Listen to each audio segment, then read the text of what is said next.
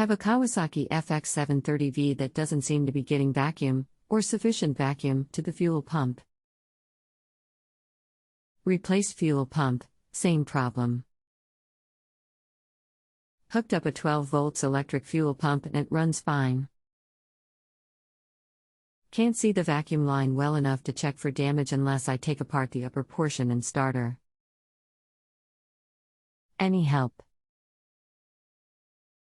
Welcome to Just Answer Small Engines. Let me try to help you. The line is a pulse line,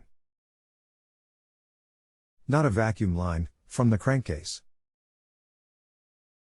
Do you feel a pulse when you crank over the engine with your finger over the hose? The line should be open to the crankcase. With engine off, can you blow through the hose? The pulse pressure is from the pistons moving in the cylinders, and is a very low pressure. But it should be enough to move the diaphragm in the fuel pump.